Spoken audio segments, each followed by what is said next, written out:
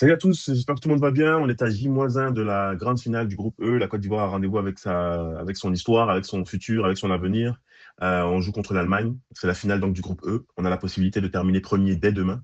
Si on bat l'Allemagne, on termine premier. Et on s'assure en fait un parcours moins difficile, parce qu'il n'y aura pas de parcours facile, ça je vous confirme, mais un parcours plus sympathique hein, à partir donc des 16e de finale.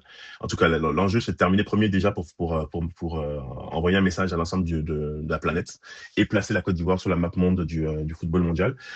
Placer la Côte d'Ivoire à sa vraie place, c'est-à-dire en fait au-delà des poules, briser le plafond de verre contre lequel notre belle génération dorée s'était heurtée si souvent, à 3 reprises. La génération actuelle est sur le point donc de réaliser donc ce que ses illustres prédécesseurs ne sont pas parvenus à accomplir. C'est la marche d'une nation. Hein. On avance tous ensemble et donc demain, donc c'est demain que ça se passe. La tension monte et les questions également se posent.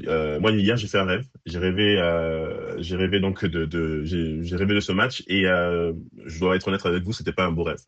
Pourquoi? Parce que j'ai vu Ghislain Collin face à Jamal Musiala, face à Leroy Sané et ça piquait très fort. Euh, je pense que de tous nos joueurs contre l'Équateur, honnêtement, Ghislain Konoye est celui qui a été le moins performant. Alors, on va mettre les choses au clair dès le départ. Hein. Ghislain Konoye est un joueur que j'apprécie énormément.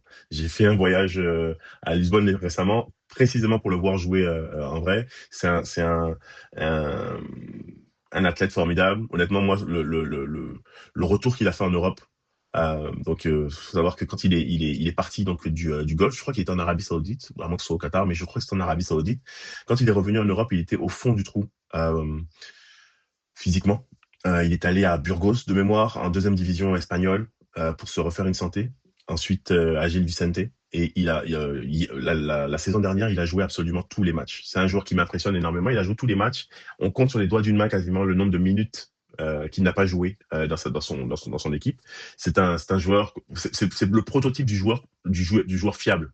Et si à 31 ans, il est contacté par Offenheim, c'est pas pour rien, c'est parce que c'est un joueur d'une très grande fiabilité, un joueur sur lequel on peut s'appuyer, il n'y a aucun problème. Donc, il ne s'agit pas du tout de le descendre, de le critiquer pour le critiquer, pas du tout. Par contre, je pense qu'aujourd'hui, en raison des années qu'il a passées en fait en Arabie Saoudite, je pense il est en train de se heurter à un mur au niveau physique que qui ne parviendra pas à percer en fait. Il atteint une limite qu'il ne parviendra pas à dépasser. Euh, ou en tout cas, ça va être très dur pour lui, notamment dans cette Coupe du Monde, de résister en fait à l'intensité qui est mise par les meilleures équipes. Il a joué contre l'Équateur, donc là on parle de l'une des équipes les plus intenses, notamment dans le pressing offensif aujourd'hui sur la planète. Et très clairement, en fait, il a eu vraiment du mal en fait à évoluer au même niveau que les autres joueurs. Et ça s'est vu, hein, ça s'est vu dans ce qui fait habituellement sa force. Alors on sait que offensivement, on connaît Ghislain Collin, on sait pour ainsi dire, c'est le type de joueur qui passe très rarement la ligne médiane. Il s'implique très peu dans le jeu offensif de l'équipe. Moi, j'ai toujours critiqué le fait qu'il y ait très très peu de connivence technique entre lui et Yann Diomandé. Ça contraste terriblement avec ce qui se passe côté droit. Côté droit, il y a beaucoup plus en fait de jeu d'équipe, etc. Surtout quand Guelad joue avec Amad Diallo et maintenant donc avec Nicolas Pepe. Les trois s'entendent à merveille, il y a beaucoup de permutations, il y a beaucoup de montées, notamment du latéral droit. Côté gauche, c'est pas du tout le cas. On a un Yann Diomandé devant et Ghislain Collin qui lui donne éventuellement la balle et c'est tout, il le laisse se débrouiller tout seul. Bon, on connaît Ghislain Collin offensivement, on sait quoi en attendre. Mais même défensivement, son match contre l'Équateur a été très très très insuffisant. Je pense que ça a été le moins bon, l'Ivoirien le moins performant donc sur le terrain. On peut le voir par exemple l'un des points qui fait d'habitude la force de Ghislain Collin, c'est sa capacité à remporter un nombre impressionnant de duels. en un contre un, du fait de son centre de gravité bas, il est capable en fait d'un coup de rein donc son centre de gravité bas et également la puissance qu'il a dans les cuisses, dans les jambes, il est capable en fait d'un coup de rein et en fait en une accélération de passer en fait son vis-à-vis et de le battre donc au duel au sol. Il a tenté 10 duels, il a tenté 5 duels, pardon, il en a réussi qu'un seul. Moi, je pense que, encore une fois, il n'a pas perdu ses aptitudes techniques. C'est simplement physiquement qu'il n'a pas en fait qu'il n'a pas réussi en fait à se hisser au niveau requis en fait pour cette rencontre. Que ce soit donc au niveau des duels au sol, que ce soit au niveau des duels aériens. Gisela Collin, contrairement aux apparences, n'est pas un petit joueur. Il n'est pas de petite taille. Il fait 1m76 et il remporte un nombre important de duels aériens d'habitude. Là, il en a remporté qu'un seul sur deux. Et pareil au niveau de ses statistiques défensives, honnêtement, ça a été très insuffisant. On parle de 3 récupérations, en fait, des domaines où d'habitude, en fait, il est performant et où il fait la différence, en fait. Où il fait la différence et où il se démarque. Et il permet, et oui, il parvient en fait à compenser le manque d'apport offensif qu'il a. Il arrive à le compenser d'habitude en fait au niveau donc de son apport défensif. Et là, défensivement, moi, je l'ai pas trouvé bon. Je l'ai trouvé très très très moyen. Euh, également, par exemple, au niveau donc de la précision de ses passes. Encore une fois, Ghislain Collin est un joueur technique. C'est un joueur qui ne manque pas de précision de passes. Le problème, c'est que lorsque vous êtes vous buvez la tasse physiquement, c'est très difficile en fait d'avoir la lucidité nécessaire pour pouvoir être précis dans vos passes. Et on peut voir que ça a été l'Ivoirien qui a eu les moins bonnes statistiques en matière de précision de passes. 76% de passes précises, c'est très bas. Et là où c'est encore plus gênant, c'est que dans sa propre moitié, Ghislain Collin a tenté 18 passes dans le camp ivoirien, dans la moitié du terrain ivoirien. Ghislain Collin a tenté 18 passes, il n'en a réussi que 12. Donc ça nous donne un total de 67% de précision de passes dans sa propre moitié. C'est extrêmement bas. Et donc ça veut dire surtout concrètement qu'il a perdu 6 ballons. Il a rendu 6 ballons à l'adversaire. Et ça, c'est plus que gênant, c'est dangereux en fait. Donc, match très très très très insuffisant pour Conan.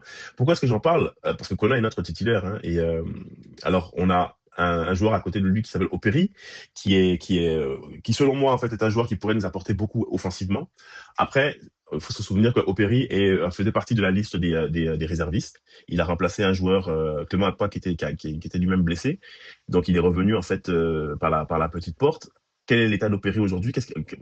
Comment est-ce qu'il serait capable avec son manque de rythme, etc., comment est-ce qu'il serait capable de suppléer Ghislain Conan face à une équipe d'Allemagne qui va nous opposer au moins autant d'intensité que ne l'a fait l'Équateur. L'Allemagne arrive avec ses forces et l'intensité va être énorme dans ce match. L'intensité va être absolument implacable. On ne peut pas se permettre en fait d'à peu près, on peut pas se permettre d'être moyen comme l'a été Ghislain Conan, et je ne pense pas qu'Opéry en fait soit une option possible sur ce match. Okay, moi j'attends un Opéry face à Curaçao, etc., quand on aura plus de latitude dans le jeu. Donc il faut prendre une décision. Et ça tombe bien, en fait, on enregistre dans l'équipe 2 retours. On a donc Odilon Kosonou qui a joué contre l'Équateur. Il a joué quelques minutes pour reprendre du rythme. Je pense qu'Odilon Kosonou, il y a des chances qu'Odilon Kosonou soit prêt pour le match de demain. Après, ça reste à l'appréciation du coach. Et si Odilon Kosonou peut tenir sa place dans la charnière centrale, ça voudra dire donc qu'un joueur comme Wilfried Singo est censé retourner sur le banc. Alors, je vais y revenir. Donc, on enregistre le retour donc d'Odilon Kosonou et on enregistre également le retour à l'entraînement. Ça, c'est une excellente nouvelle, ça fait vraiment plaisir, de Evan Ndika. Donc, on a en fait notre charnière centrale qui va reprendre en fait notre charnière centrale titulaire qui va reprendre sa place. Alors, sans doute pas dès demain. Je pense pas que Ndika soit prêt pour le match contre l'Allemagne. Mais clairement, en fait, ensuite, pour la suite de la compétition et notamment le match contre Curaçao, on devrait enfin avoir notre charnière centrale de nouveau réunie, c'est-à-dire Odilon Kosonou et Evan Ndika.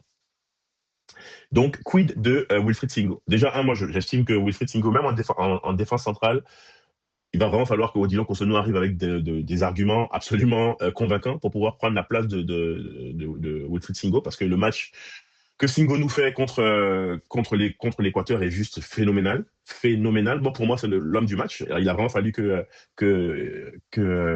Yann Diomandé fasse un match stratosphérique pour pouvoir lui prendre la place d'homme du match. Mais Singo a fait un match absolument phénoménal et il avait déjà placé la barre très haut contre la France où il avait également été très bon. Donc, il est hors de question en fait de voir Singo s'asseoir sur le banc. Je vois pas comment est-ce que Singo peut s'asseoir sur le banc. Or le problème c'est que Gueladoué offre des performances au moins aussi bonnes que Singo sur ces derniers matchs. Que ce soit lors des matchs amicaux de mars, que ce soit lors du match contre la France où il a été juste l'homme du match, il a éclaboussé la rencontre de sa classe, et même contre l'Équateur.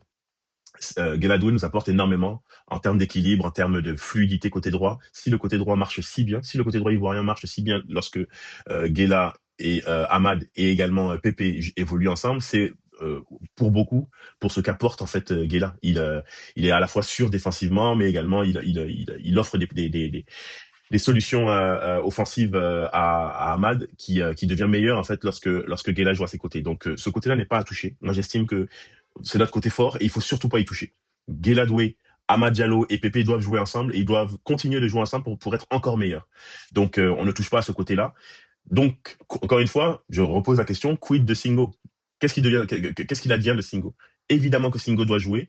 Et récemment, je suis tombé sur des vidéos de ces matchs, des deux matchs qu'il a joué avec Galatasaray côté gauche. Et il est tout simplement impressionnant.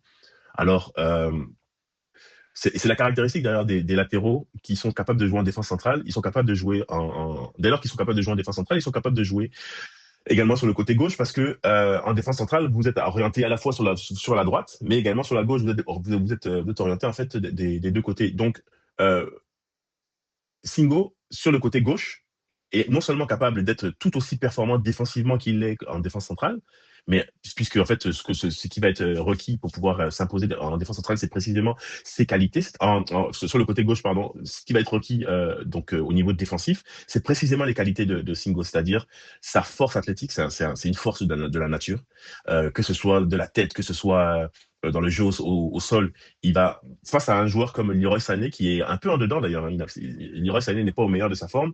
Je pense que physiquement, il va l'envelopper, il va manger en fait Leroy Sané. Il y aurait donc ce serait vraiment dommage de se passer en fait de la force physique que serait capable d'amener Wilfried Singo au niveau défensif sur le côté gauche. Et en plus de cela, on peut voir à Galatasaray que même sur le côté gauche, il arrive à faire des percussions dont il a le secret, des percussions endiablées, affolantes. Et imaginez donc un Wilfried Singo sur le côté gauche, aux côtés de Yann Diomandé, ce serait assez dévastateur en fait. Wilfried Singo serait capable de longer la ligne avec de folles chevauchées et les défenseurs seraient obligés en fait de tenir compte de ces courses, seraient de cette déboulée et ça libérerait en fait Yann Diomandé qui pourrait à ce moment-là donc affoler littéralement le compartiment défensif de la Mannschaft. Faut pas oublier que la Mannschaft joue avec des pistons. Donc, il laisse en fait de l'espace derrière. Je pense que Singo et Yann Diomandé peuvent frapper très très fort en fait dans le dos des défenseurs allemands. Je pense que ça se tente. Honnêtement, je pense que ça se tente. Déjà défensivement, je pense que ça va être plus prometteur défensivement que ce que Ghislain Collin peut apporter aujourd'hui face à l'intensité que les Allemands vont essayer de mettre. Je pense que si Wilfried Singo est sur le côté gauche, ça va vraiment renforcer le côté gauche de notre défense et ça va faciliter la tâche à Agbadou. On se rappelle de l'action là par exemple où Agbadou est hésitant face avec Conan à ses côtés. Ben, je pense que quand vous savez que vous avez une force de la nature sur votre côté gauche, vous êtes beaucoup moins hésitant et je pense que ça va faciliter la tâche en fait à Agbadou et plus tard en fait à Indika. Donc euh, je pense que c'est vraiment une option qui se tente. Honnêtement, ça me fait sourire d'en parler parce que sur notre groupe au sein d'MVP Foot, moi j'ai été contrairement à des collègues comme notamment Christian, Nello également, je crois, qui prenait en fait cette option-là depuis le début. Moi, j'étais réticent, j'estimais qu'il fallait moi, j'ai un principe, j'estime qu'il faut faire jouer les gens à leur poste. Et donc, je m'opposais en fait à cette option, mais honnêtement, ça devient évident que Wilfried Singo ne peut pas s'asseoir sur le banc. C'est une aubaine qui puisse jouer sur le côté gauche. Sur le côté gauche, précisément, on a un manque avec Conan. Bon, ben pourquoi ne pas en profiter? Donc voilà, c'est un peu l'objet de cette vidéo. Pour le match de demain, si Odilon Kosonou est frais et dispo, s'il est capable de tenir le rythme sur 90 minutes, malgré son manque de compétition, etc., si on est capable d'avoir un bon Odilon Kosonou aux côtés d'Agbadou, clairement, il est inacceptable d'envisager que Wilfried Singo retourne sur le banc. On a dit qu'il fallait absolument pas toucher le côté droit et donc que Gueladoué est titulaire sur le côté droit. Donc la place de Wilfried Singo est sur le côté gauche et je pense qu'il va donner satisfaction. Il va apporter en fait ce qui nous manque aujourd'hui, c'est-à-dire de la puissance physique tant défensivement que offensivement. Et il va pouvoir donc nous faire profiter des belles statistiques. Vraiment, donc, quand on regarde en fait les scores qu'il a eu en fait au cours de cette rencontre, Singo a été flashé à 36 km/h sur la course qu'il fait sur la passe décisive, sa passe décisive à Amad Diallo. 36 km/h. Et ce, par 32 degrés à la 90e minute. Je ne sais pas si on imagine le niveau de performance que ça représente. C'est un joueur absolument énorme. 36 km/h, là, souvent en ville, vous êtes en voiture, vous roulez à cette allure. Bah, lui, il court à côté de votre voiture à la 90e minute à 32 degrés. Voilà. Et balle au pied. On n'est pas en train de parler de quelqu'un qui court sur une piste d'athlétisme. C'est un athlète absolument fabuleux. Quand on regarde ses stats, c'est juste dingue. Que ce soit dans les duels au sol, que ce soit dans les duels aériens, il est impérial, notamment quand il joue sur les côtés. Également, sa précision technique. Je parlais des 67% dans sa propre moitié de la part de Conan. Lui, il a 97% de précision technique dans sa propre moitié. 97%, on frôle la perfection. Pareil pour les passes longues, il est à 100%. Il a réussi 3 passes. Il a tenté 3 passes longues, il en a réussi 3. Au total, en fait, au niveau des précisions de passe, il est à 92%. Bon, tout est largement supérieur, en fait, au niveau auquel évolue aujourd'hui Conan. Donc, il y a pas d'hésitation, en fait, à avoir. C'est vraiment Wilfried Singo qu'il nous faut, en fait, sur le côté gauche de cette défense. Et je pense que on ne pourra que s'en satisfaire. Donc, je vous laisse avec ça et dites-moi ce que vous en pensez. On garde en tête que le match de demain est de toute façon le match d'une génération. C'est le moment où la Côte d'Ivoire envoie un message au monde. On dit allez les éléphants.